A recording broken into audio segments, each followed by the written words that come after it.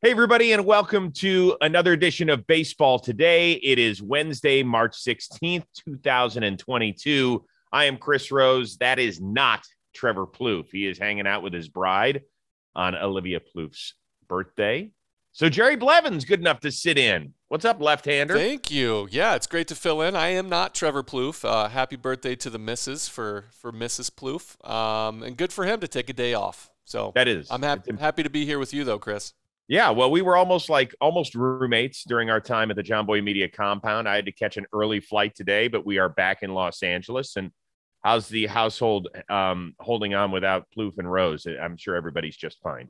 A vacuous hole without you, especially you in the main household. We shared a bathroom, and so It was kind of sad seeing it empty. But we're all on the way out. I'm leaving tomorrow. Some people are heading out today. We had a great time here. It was really fun. Yeah, good time. Speaking of on their way, I would like to apologize personally to the Cincinnati Reds fandom. I was out at Reds camp on Monday, saw Jesse Winker, hung out with him, and 15 minutes later, he was out the door in a trade to Seattle. Last night, Amir Garrett hung out with us, talked with us for an hour, took a cool picture with the two of us. And this morning we wake up and he's been traded to the Kansas City Royals. And of course, this is after Matt Olson and Matt Chapman did a flyby on Sunday and played a little golf and hung out with the crew at the John Boy Media House. And then they've all been traded. Yeah, Joe's McFly, we've been calling him Trader Joe's. So that's kind of catching on. I love that. Yeah. That is excellent. Does that mean that he's severely overpriced and you're squeezed in between the aisles and you have to Yet shockingly delicious and worth it in some aspects? I think so. My family, my brother especially, is a lifelong Reds fan. Mm-hmm. And even before the Amir Garrett trade, he texted me like, I'm officially given up. I can no longer root for a team that's run like this. Mm-hmm. He goes, it's heartbreaking time and time again. So that was a big deal for me. I understand, man. I get it. It's a sad thing, but I wish, especially, AG, all the guys, good luck. It's hard to do, to pack your whole life up and move and try to do the same thing, establish new relationships, but they're professionals. They're going to a team that wants them, that wants to compete. So they'll do their job, and I wish them nothing but the best. All right, so let's start with the big trade, at least on this Wednesday, and that is Matt Chapman heading north of the border from Oakland in a 4-for-1 trade. The biggest minor leaguer that's going back to the West Coast is Gunnar Hoagland. He is supposedly very good, and this is what the A's are doing between the Olson and Chapman trades, and I'm sure they got rid of Bassett already, and we'll see if Minaya is out the door soon as well. But let's just focus on the Toronto part of this deal. Are the Blue Jays now the team to beat in the American League East? They're definitely pushing it. Matt Chapman is, for me, a top 10 most exciting player to watch. He is unbelievable. We're in a golden era of third baseman, and to me, he's at the top. I love watching him. He's coming off that hip injury. Well, hold on. You're saying he's the best third baseman in baseball right now? For me, I think he is. I think defensively, it's almost inarguable on a consistent basis how much he's worth over there. And I think coming off hip surgery, being a full year out, I think he's 18 months out. His offense is going to swing back. I think people forget how good he was at the plate. Mm-hmm. And his defense, I'm excited for him to get to the East Coast so people can see him more often, because he truly is a special player over there. So I think he is the best third baseman. There's an argument for Jose Ramirez, and I'll hear it, and I might switch back and forth, but I love watching the grittiness that Matt Chapman has, and I'm biased because I've seen it firsthand and having been in camp with him and see how he goes about his business, but it's a golden era, and he's at the top for me. It's a platinum era for him in terms of platinum gloves. That's so we true. know that defensively, the Toronto Blue Jays just got significantly better. To me, the only two question marks they really had in their lineup were second and third. And so now Biggio probably will hold down second base until they make a trade for Jose Ramirez, in which case they'll put him over there as they just keep gobbling up goo gobs of talent. But you look at that lineup and it's like, where is the weakness? You know this as a pitcher, right? Yep. If you can get to a certain part of the lineup, you can breathe a little bit easier. You look up and down this lineup, you can't take a breath against There's no spot for a breath. You asked me if they're now the cream of the crop in the AL. their lineup says they're competitive, but they're pitching. For me, the bullpen especially doesn't even touch what the White Sox have been able to do. They have some talent down there, Fair. but the White Sox are just top to bottom in the bullpen, and ultimately it comes down to some of those arms in those, close races, especially in the playoffs. And I just think what the White Sox have is too special on the back end of that. But let's remember, so the Blue Jays had a phenomenal year a year ago. I think they won 91 games. They started their season playing regular season games in Dunedin. Then they moved to Buffalo. Then they moved to Toronto. So essentially the entire franchise got traded twice. Wild. And they still made it all the way until the last day of the season before they bowed out. We know that's an uber competitive division. With all that being said, I think they have the most talent going in. I think it puts the pressure on the Red Sox and the Yankees. And the Rays are just going to continue to ray their way through this thing.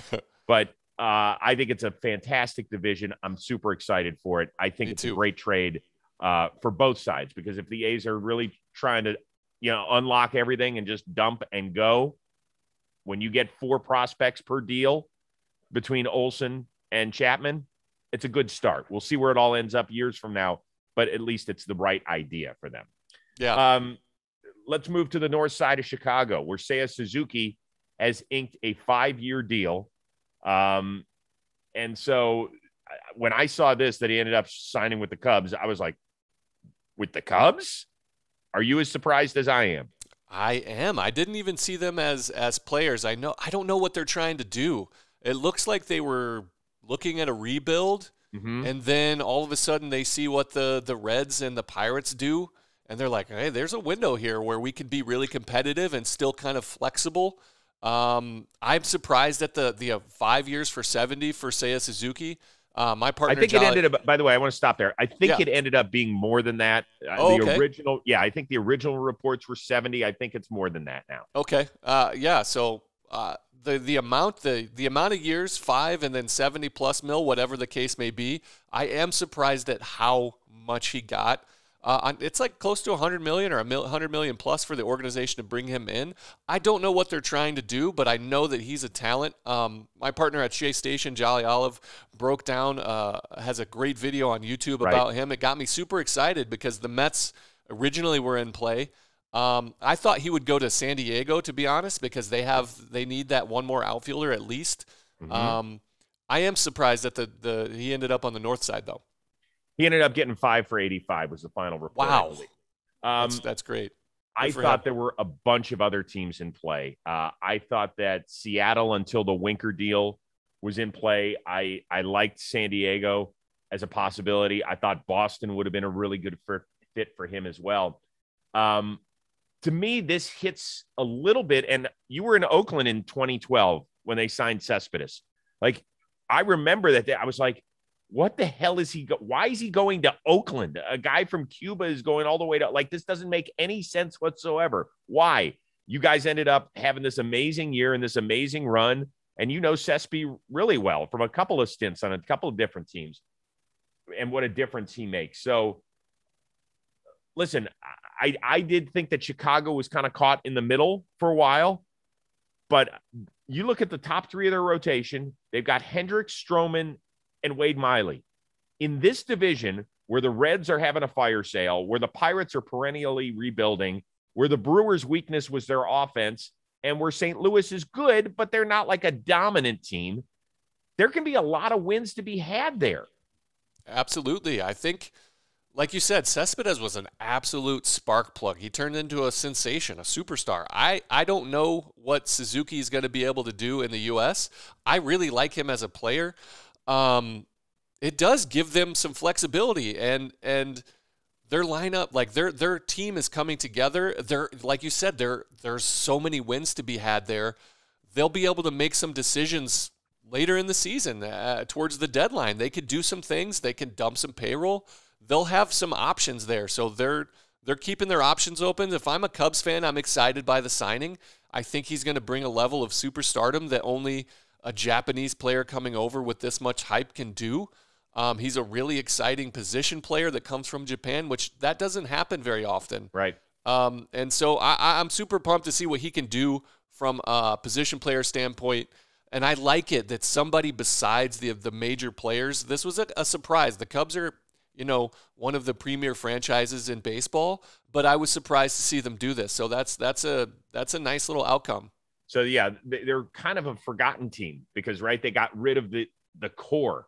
Like if I had told you that 2 years ago that none of Rizzo, Bryant, Baez, Schwarber would be there anymore, you'd be like, well, that can't possibly be it. That would be unfathomable because, when they made that World Series run, this was supposed to be the dynasty before the Dodgers. Yep.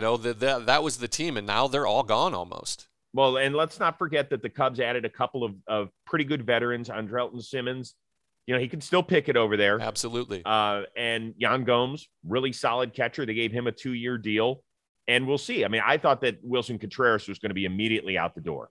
But too. maybe they hang on to him here, and we'll see if they play 19 times a year against the Pirates and the Reds. If they can win 30 of those 38 games, that's a lot. Now that's a lot, but they should.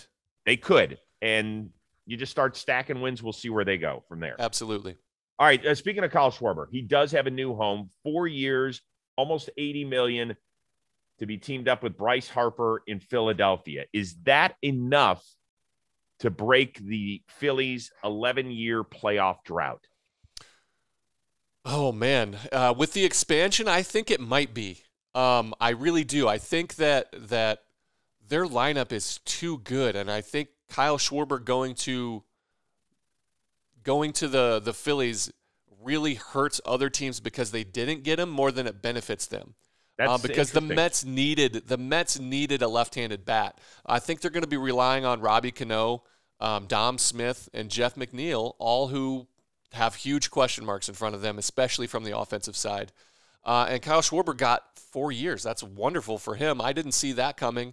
He's going to be 29, so he's going to be fine. But hold on. I saw it coming once the universal DH. That's a good point. I still just didn't think a team would be willing to hold up their – he's only a DH.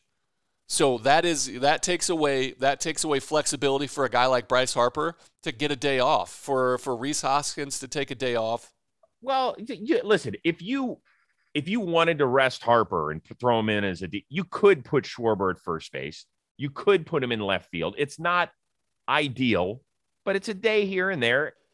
Yeah, he is. I mean, you might be able to get him to go out there, but if I'm pitching on that day, I'm like, hey, you can take tomorrow off if you want, because he's a liability out there. It's a fact. He hasn't even really tried to play the outfield like before when he was really pushing for it, and they needed him to because he was on an NL team. He would put himself out there, but now I think you're tied up a lot more, because in order for that to pay off, he's going to have to play regularly. He's going to have that David Ortiz role. Okay, but if he mashes like he did last year, then it's going to be worth it. 100%, it's absolutely worth it. But can he keep up that torrid pace?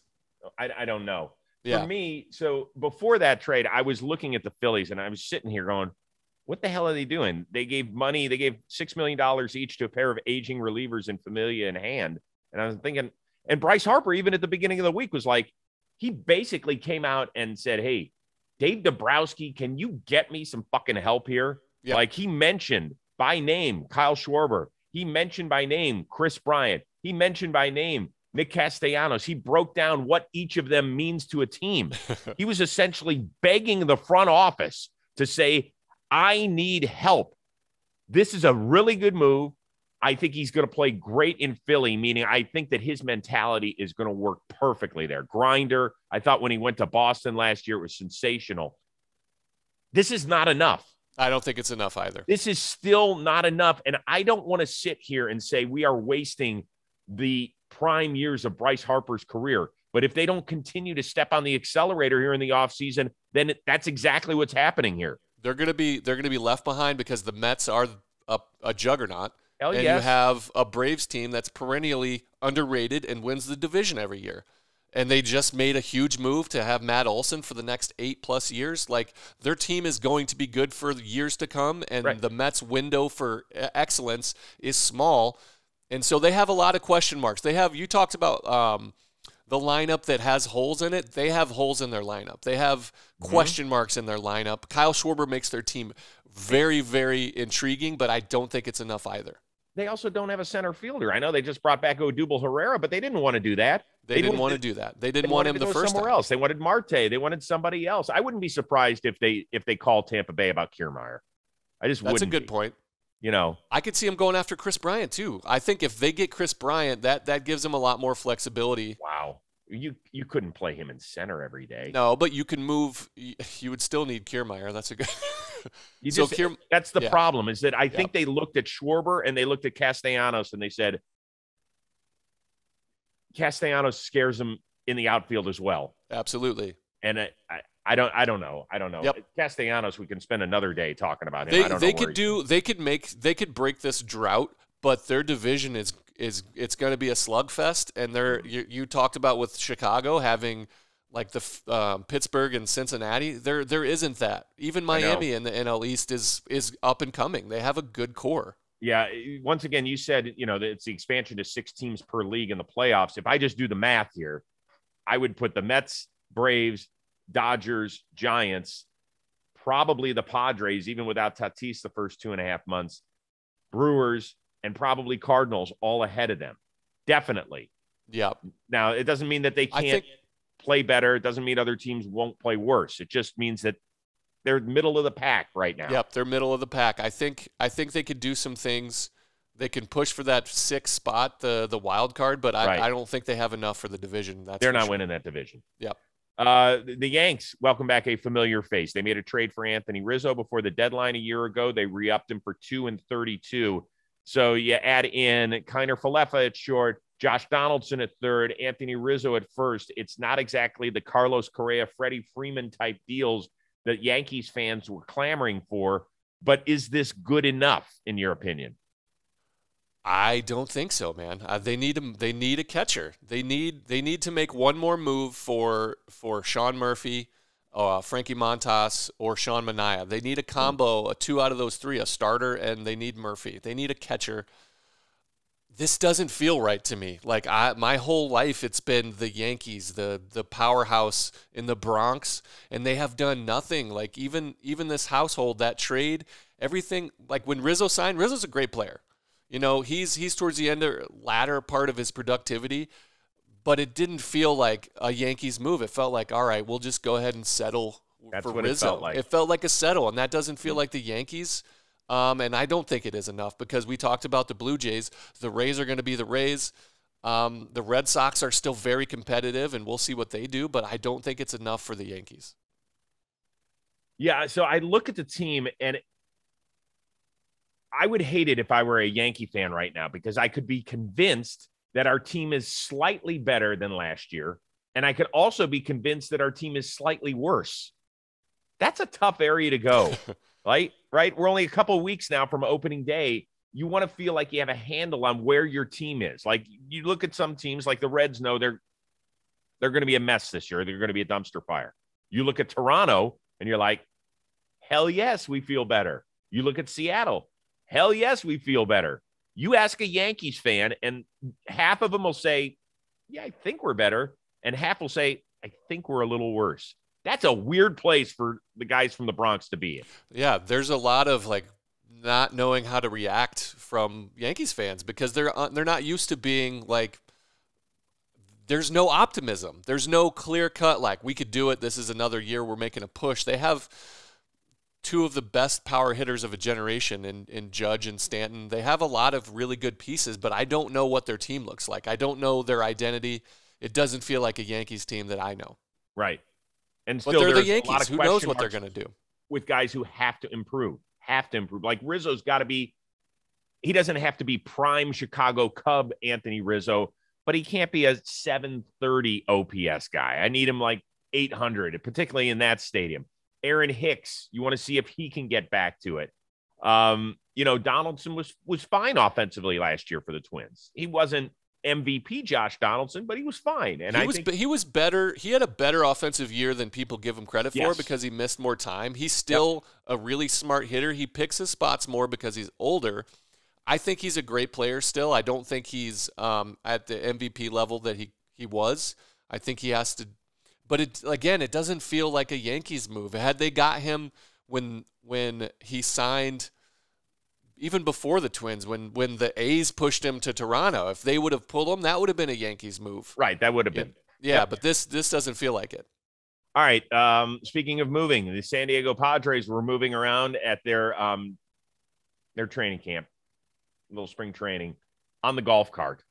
Now, I don't know how many we fit in the clown car there. Was it 8, 10, I think 12? I think it was 6. It looked like possibility of 7, but I think there were 6 Padres on there. Okay.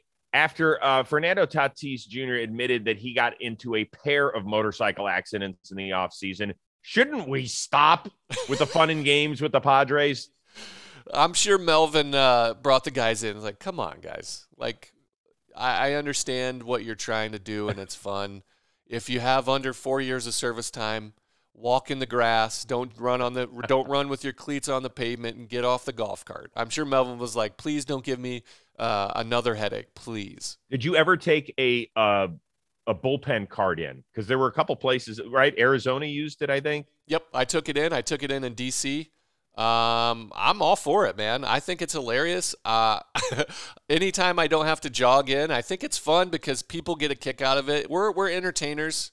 And I also, as a baseball player, you're also very superstitious. So you're scared, be like, am I terrible in this? My manager's going to be like, you idiot, what are you doing? Like, you made a fool of yourself off the field before, and then you made a fool of yourself on the mound.